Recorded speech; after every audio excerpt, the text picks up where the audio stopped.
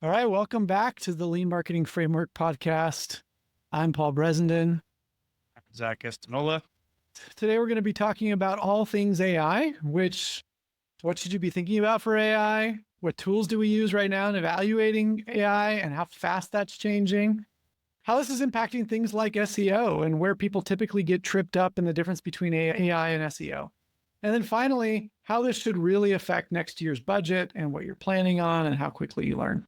Yeah, we're getting a lot of client questions about this right now. And so we figured we'd get you guys our thoughts on this as a team.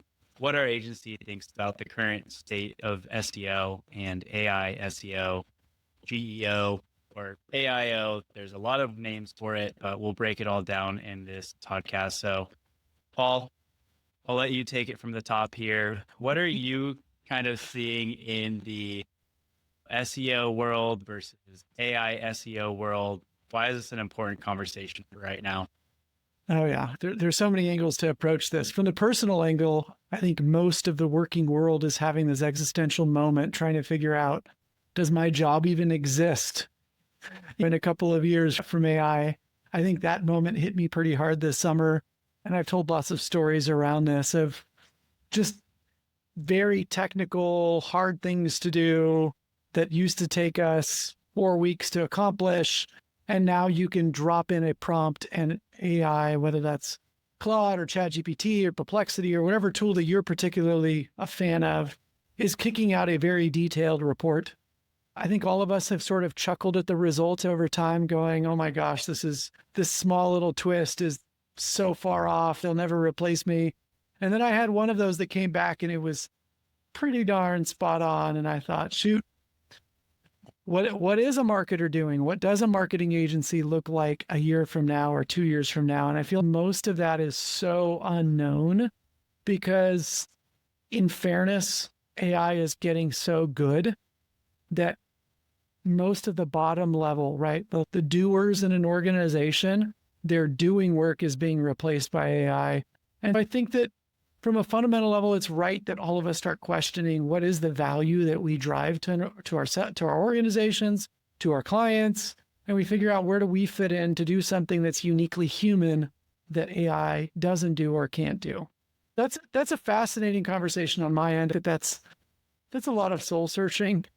This isn't intended to be that podcast, which we can dive into that at some point.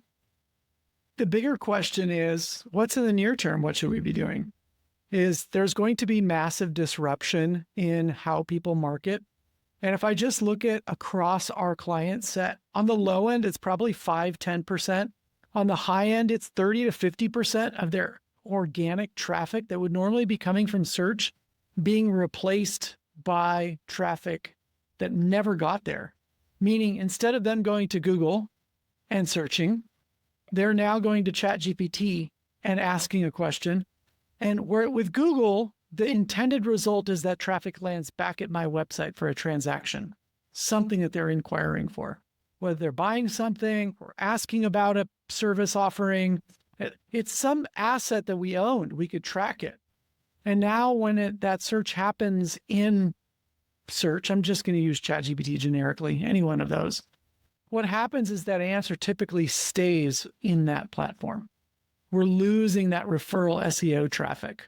We're seeing SEO traffic dwindle, and we used to be able to control that asset, control customer journey, control that user flow, figure out who they were, segment them, grab their information in exchange for some sort of service or piece of knowledge that we had that they wanted. And now all of that just lives in chat. This is such a fascinating conversation. When we talk about a lean marketing framework and we go through brand messaging, we say, what do you need to be saying to this exact group of people? Oftentimes still in the back of people's head is, yeah, but I'm going to gatekeep all of this secret sauce for my sales process. I'm going to hold back things like pricing. How do I compare to my competitors? I'm going to hold back the names of my competitors. It's me versus me to some degree, right? And we know that they're searching on their phone. We know that they know who the competitors are, but we don't want to tip their hand. Well, the short answer is with ChatGPT, there is no gatekeeping. If you don't put out that information, it's pulling the data stack, or worse, It's making it up based upon other data points that it has. Oftentimes, what we're seeing from search is that market leaders that are gatekeeping are being replaced by challengers that are not. And right now it's very rudimentary. We'll get into the specifics of how it's working, what we've seen from an experimentation perspective. But the short answer is this is a very top of mind conversation because everybody is wrestling with this. And we're in an economic environment where things just aren't closing automatically. Lots of people are scrapping for revenue. This becomes a competitive advantage. What do I do today that gives me competitive advantage tomorrow? And the people that are doing it and adapting quicker are the ones that are gaining quicker. And it's a big deal. Yeah. I find myself when I'm using Google search now, going to the AI overview, and I'll get stuck there and say, I found my answer. And then there might be a couple of different sources linked there. But I think that brings up another good topic about this is that whenever it's giving source data in ChatGPT, AI overview, how does that factor in? How is ChatGPT and these other LLMs pulling in this data to give you results and responses? I laugh because this is such a hard answer, right? The short answer is that nobody knows, and we're making all of this stuff up. That oftentimes when I talk to people that are in the space, I know that AI engineers anecdotally are surprised often by the results that they're getting. There's a good friend of mine that runs a fairly large team that their job is to rewrite all of the responses that they were surprised by and to manually feed the answers back into, in this case, Copilot, right? The short answer is that the search had a defined algorithm to it. It took roughly 1,500, 1,600 ranking factors and it reorganized them. It tweaked the priority of them all the time. Things like domain authority. What's the quality of the sites that are linking back to you? What's the transactional quality? It used to be just engagement. How much content did you have? And then they go, well, just because you wrote all of the content, especially in the age of AI, why would I give you ranking credit in search just because you used AI to write a bunch of content? So now there's factors that filter in. Did you write this content or did AI, which is kind of a funny thing. Search has figured out and built a lot of discipline around that. And what we see now, what's happening in AI is that AI is turning into the wild, wild west. A, we don't know how to game it. B, it's not a defined algorithm. We're often surprised what the results are. And C, AI is in the business of giving you a different result than search does. We see the ranking order of what ranks to be dramatically different than what we thought it was in search. We'll give you some examples. There are so many tools that are springing up, everything from SEMrush, which is probably one of the biggest SEO tools that's out there, has its own AI toolkit that's built into it. You've had to recommend a bunch of these to clients. What are the ones you recommend? I'll give you some of the ones I've done. There's Ali AI, mentioned the SEO toolkit with SEMrush. There's also one that's called Surfer SEO is another one that has been recommended. There's Yoast has a bunch. There's a bunch that are trying. There's so many of these that are spinning up that are all over the place. And pardon my skeptical frame. My brain is wired to be a little bit skeptical because I want an outcome. I want to know how your system works so that I can build the right system to capitalize on growth. That's what we do with the lean marketing framework is we try to figure out, I want to know how to play the game really well so that our clients win. What I've found is that most of these tools are really just taking an SEO process and adapting it slightly for AI. We don't know what the queries are. What we're doing is we're taking a default query that we have a prompt. We have this prompt that we're throwing into AI. And what we do is we get a result. With ChatGPT, you're a little bit blind to what they are. They'll put a little bit of them in generically. With Perplexity, you're going to get a lot more of the specific questions that come out. And so what they're doing is they're taking those fan out questions and then they're saying, well, if I can rank for these fan out questions, then I'll rank for AI. Pardon my skepticism, but that's really a function that's existed for the last 5 years in a people also ask function in search. We're just randomly grabbing what questions those are. And what's really annoying is if I ask that same question again, or I ask for clarity, it'll reorder the same responses it gave me. No rhyme or reason. And so a lot of this is going back to AI just wanting to give a deeper cut, a different answer. I think Backlinko, which is a big SEO tool, did a bunch of research on this, and it pulled out the fact that most of the results that they were getting as suggestions were found on results 10 through 50, whereas SEO has has pages and pages of data that is far higher ranked from a ranking. It's just trying to give you a different answer. We did this with a bunch of our clients where we did a bunch of manual searches without search history attached to it. So we didn't want to bias it with our own search browsing history on what we're looking at for clients. And what we were finding was just bizarre. This is a question from a domain authority that search has figured out for years. And what AI is doing is pulling some random sort of authoritative, what's called a citation flow. Where did it find this link? We know that it's pulling from listicles. Here's a top 10 list.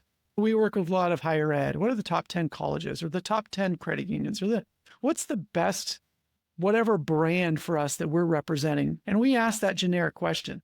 And what it does is it goes and grabs a list and then checks it against some other source of authority. So some other citation. And there is a list, a cluster of authoritative citation sites that they check. Wikipedia, Reddit, Tom's Guide. You can find what those things are, and then you start playing this game of how do I get ranked in those? What this is becoming is it's becoming this modern version of PR. How do I show up on these pay-to-play sites? Or Wikipedia is obviously not a pay-to-play site, but it is from a time perspective. How do I get listed in this? And then how do I show up in these listicles? Because it's reordering those listicles. So we did this for a client, and it pulled a list of people in the same space, but it pulled up SFGate, which is a San Francisco-based new publication. And it pulled the top 10 credit unions in this particular case. Well, what it suggested to us was in the exact reverse order of what the San Francisco Gate article was. I asked back in the prompt, why did you pull it in that order? It's the exact opposite order. It goes, yeah, you're right. And just gives them back to us in a different order. This is stupid. This is such a weird nonsense game. What it's doing is it's forcing non-critical thinkers down a path of whatever it wants. Right now, this isn't monetized. It's not far off until you have AI is not turning a massive profit at all right now. It's not at all, but it's valued at such a huge valuation, ChatGPT specifically. It's going to turn this and monetize it soon. And this idea that it's monetizing me at $20 a month or monetizing our team and a team license at $20 a month, we're doing this across a bunch of different platforms. There's several $1,000s a month we're spending in AI tools.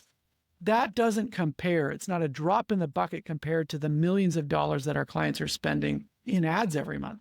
It's just a matter of time until that revenue stream is going to start crossing and replacing.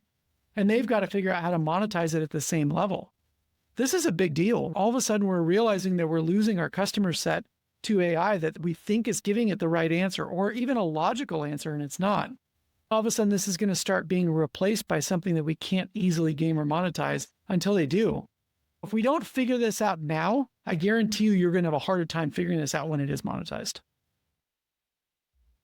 Yeah, SEO and now AI SEO, they have a lot of similarity in some of the foundational principles behind it, having a good backlink profile, making sure your technical SEO is set up. But how does it differ? There's some kind of discussions going around about, oh, you need your answer to be a little bit more shorter and punchier, or you need to be in listable format. But there's still some of SEO, like traditional SEO there. So what should people be focusing on? Yeah, that's a great point. SEO? Most of the time, SEO was focused on pillar pages and content clusters, topical clusters. And what you were trying to do is write out an authoritative answer of everything that was cross-linked on a page. That was the SEO sort of format. And then there was some technical part that went along with it, like without getting into keyword stuffing and getting where the idea became, how do I trick an algorithm into thinking that I know everything about this topic? Well, I don't need to do that anymore. AI has the capacity to grab and wants to grab more than one data source. But what it's often doing is it's finding stuff that it can just plagiarize directly. It doesn't want to summarize and then give a copy. What it's doing is it's finding question and answer formats very succinctly. That structured data schema, it's called, that one in particular is an FAQ structured data schema.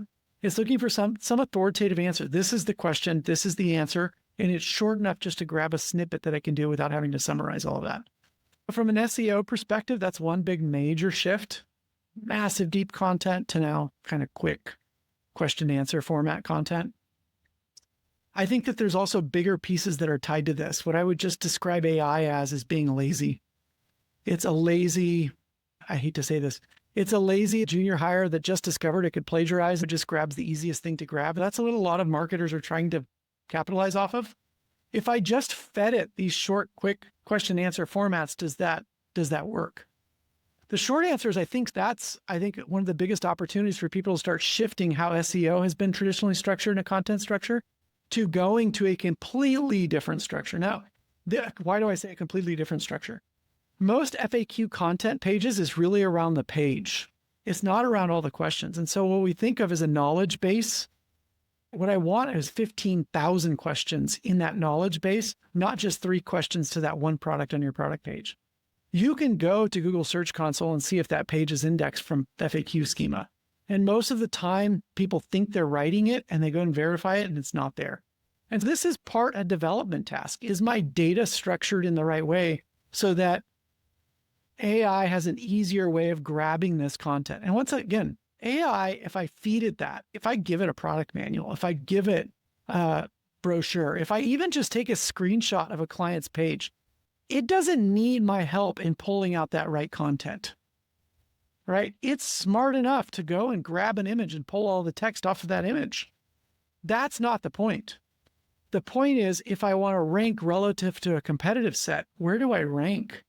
And that becomes how easy can I feed it? And then more importantly, does it view my content as being authoritative? And this game becomes something different. It becomes a technical game. I don't know the right answers yet, and I don't think anybody does. I'll just throw it out there. And what I would say is there's 2 approaches to this. Approach 1 is SEO agencies are going, hey, we're living in a dying world. We're not an SEO agency anymore. We're an AI SEO agency. And then what they do is they do all of the same things, but just turn on the AI feature in SEMrush or in Yoast. I don't think it's going to work. If that's what you think you're doing, all you're doing is hiring an SEO agency to replicate what they're already doing with a small twist and give you more content or different content to create. I'm just going to call BS on that whole process. I don't think that that's going to work. The other thing is to actually start running some core experiments on how you show up and how you want to show up. And what we're thinking through with leading brands is, I need to understand, how do I generate the next question? That's the game to me right now.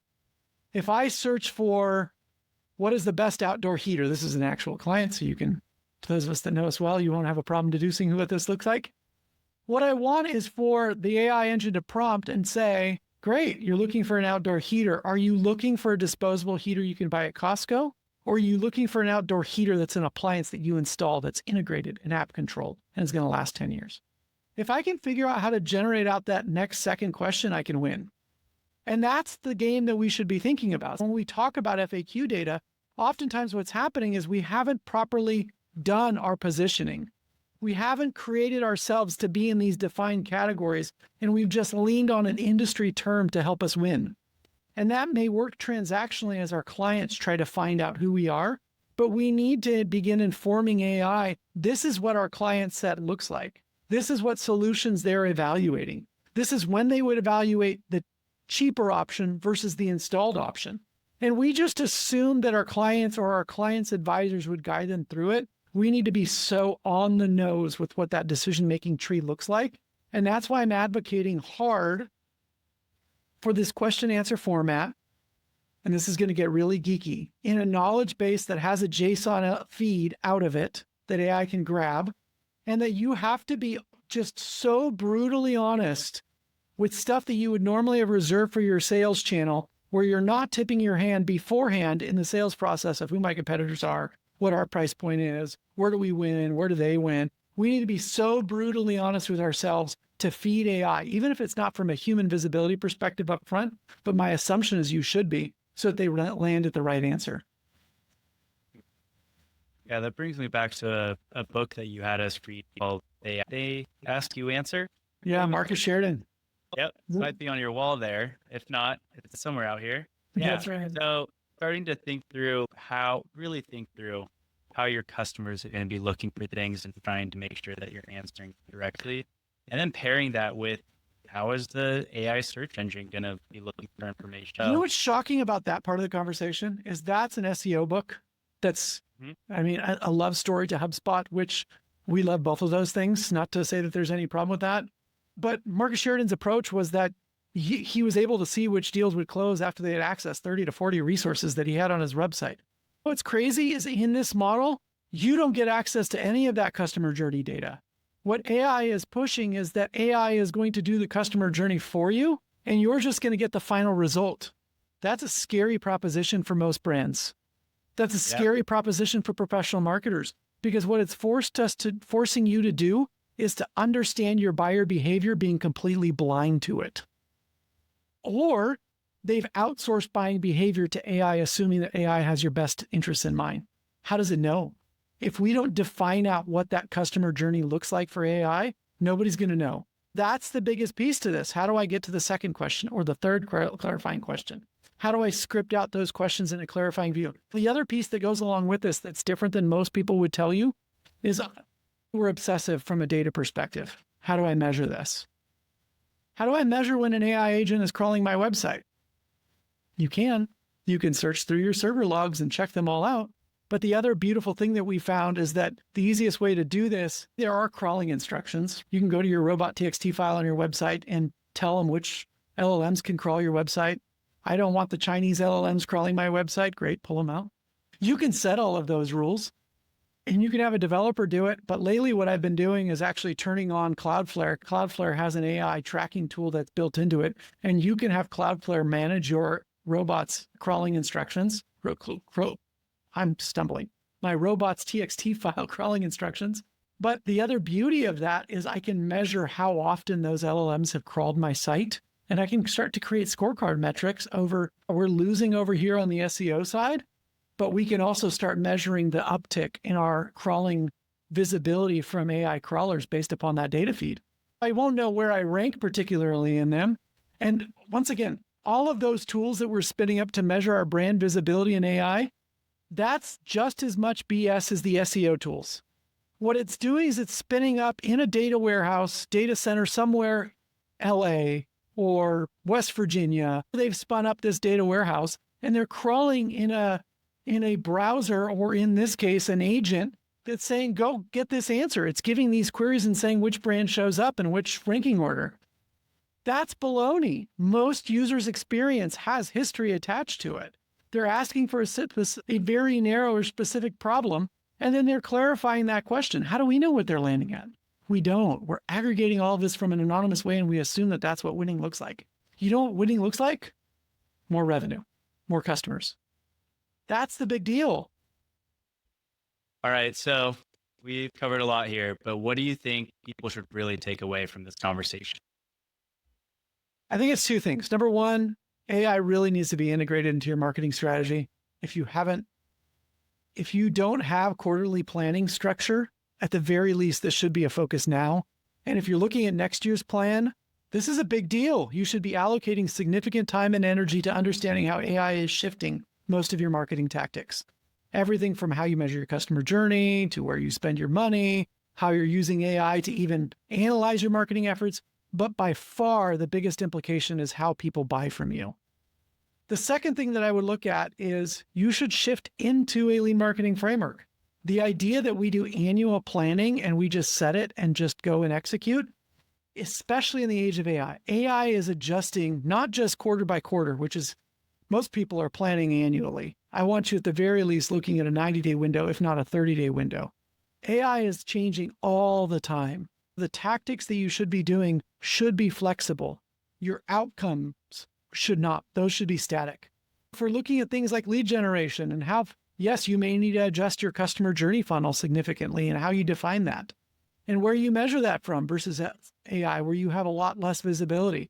We should be looking at what brands, how I show up as an organization and what brands are showing up over me or next to me. So those are the big two things, right? What's the right level of investment and how do I learn faster?